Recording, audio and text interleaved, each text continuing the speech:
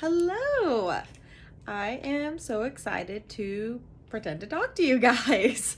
This is all pre-recorded, so I have no idea what your response will be or if you'll even watch it. So, kind of a pro and con. But I am really excited to be able to talk with you guys today. I miss you guys so much. I just cannot wait for the day until we can all come back. I can see all of your faces that aren't distorted by grainy Zoom screens. And when it's allowed, I can give you a big old hug because I really do miss you guys. I just can't wait to hear what you've been doing during quarantine, how you've been keeping busy, filling your time, baking or crafting, or maybe you've played like tons of Fortnite or whatever it is that you guys are video gaming on. But yeah, I just want to start this off by letting you know that we love you guys so much. We miss you so much. All of your leaders, Ryan and I cannot wait until we can be back together and just see each other in person. I'm just really waiting for that day and can't wait for it. But I'm super excited to talk to you guys, kind of share my heart. I got to speak with the high school students a couple weeks ago, and I shared a little bit on First Peter. Highly recommend that book or that letter. Really great. Go read it. Favorite book of mine. But we talked a little bit about how Peter writes to people who are displaced because they're in this weird limbo where it feels like we are in the present trying to figure out what to do while we're in the present, but we keep being distracted by what's in our future and what we keep waiting for, and often it just is like a weird feeling to be sitting in the middle. And the reason I did that was because it was more towards the start of quarantine. People are still trying to figure out what on earth this looks like. What does my everyday look like now that I'm stuck at home and I don't get to see my friends? My routine's been messed up. And maybe you're feeling that way still, and that's totally okay. But I think for some of the people I've talked with, some of the kids, is that it now feels almost regular, and we can't tell if that's a good thing or a bad thing. That quarantine feels pretty normal. There's things we miss, but we're just going with it. And so that's kind of where I'm at right now, where quarantine feels kind of normal. But now all of a sudden you guys are done with school, summer's about to start, and I was just thinking about that. And first off, my heart was really sad for you guys. That's not how summer should start. That's not how the end of the school year should be, with you 8th graders getting ready to go to high school, and 7th graders about to be the start of school. 6th graders, you're no longer 6th graders anymore, you're gonna be 7th grade. And then I don't know if there's any 5th graders watching it, but you guys are about to come to junior high. There's a lot of change, it's crazy. But I just was thinking about that and trying to like imagine what that would be like, and I can't fully comprehend that. And I think that's gonna be something really crazy, is that your leaders will love you through this and try to be there, but it'll be one of the things where we can't completely relate with you guys. You guys are like some of the first people to go through this and have to figure that out. And that is really hard, but I think you guys are doing it really well.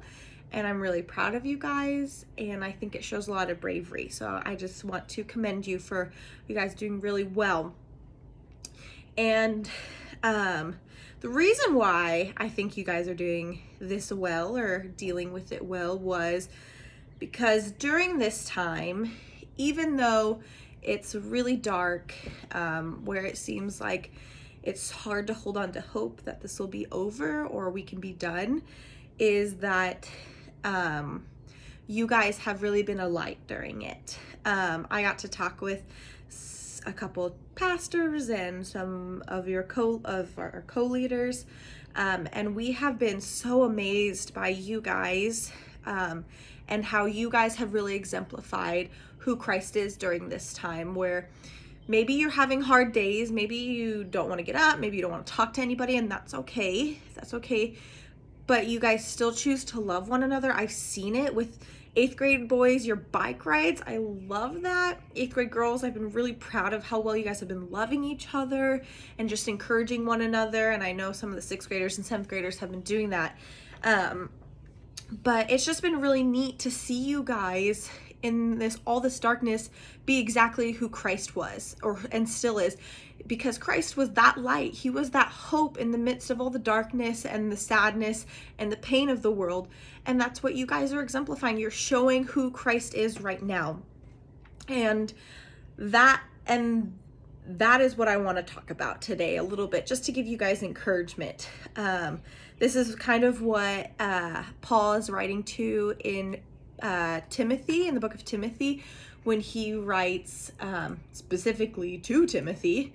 But the verse is, "Do not let anyone look down on you because you are young, but be an example for the believers in your speech, your conduct, your love, your faith, and your purity." And that's 1 Timothy 4:12. And I just was like, what a fitting time. We have been training you guys. We have been teaching you guys what it looks like to be examples of Christ, to love him, to love others, to love your neighbor, to share the gospel. And I think a lot of the times, maybe you guys are exhausted because we keep trying to nail it in your head and hit you over the head with it. But I think you guys, when we talk about you guys being our next generation for Church of the Open Door, it seems like such a far away thing. And yeah, maybe being a grown up, maybe being an adult seems far away. But for our seniors who are graduating right now, they don't get a diploma for high school and then get a diploma from the Holy Spirit saying, all right, now you graduated, now you get to go do real stuff for Jesus. No, you get to do that right now. And one of the ways that I've already seen it, I already know you guys are doing that, is because of the best gift I think I've gotten during quarantine. And it's this right here. Oh my gosh, you guys, I cannot even begin to tell you how much I love it. Look at all of your faces. Oh my gosh, I got this and I cried and I loved it so much. When I practiced this video, I cried during it then, so you don't have to see me cry now. But I have this picture up on my door, my front door, and I see it every day I leave, if I leave. And I can see it from my couch, even though I have bad eyesight, but I know what's there. And I've loved your letters and your cookies, and I have been so impressed because we had staff people all over our church trying to tell Ryan how awesome it was that he got you guys to do that. And we were so proud and so stoked that we got to say, that wasn't us. That was all you guys. And I want you guys to see that example of all the letters you've written, of the picture that you put together on your own plans, how you guys did that all on your own, and see that you guys, doesn't matter that you're in 6th grade, doesn't matter that you're in 7th or you're 8th, you're making a difference right now. You're loving me as your leader, as your other leaders. You're loving your church staff, the elders and the community, your pastors.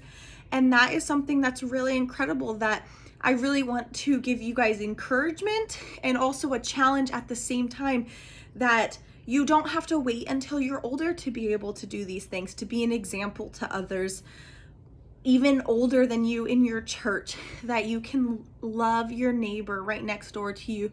You can love your fellow church members. You can be a gospel sharer. You can be a disciple maker. You guys don't need to wait until you're graduated or wait until you're an adult at church. You guys have the opportunity. You have the Holy Spirit given to you by Christ, who basically gives you the okay to go and do that. And I want you guys to leave this with 2 things: knowing how proud we are and how grateful and how much we love you and how awesome we think you are. That was a lot of things. But that you guys have done such a good job already. But I also want you to leave with a challenge to keep holding on to that hope and being that light in the midst of this hard time, because you never know who's going to need that little bit of extra love. You had no idea how much I needed this, how much I love this and cherish this so much. I love this picture. I'm getting a frame for it once quarantine is over because I love it so much. I think you guys are fantastic. I think you guys have so much potential right now to make a difference. And I really want you guys to hold on to that and trust that that's something you guys can do. We love you so much. I cannot wait to see you. I look forward to seeing you every week on our Zooms and hearing about what you're doing. Keep doing good things for Jesus. We love you guys. We love you.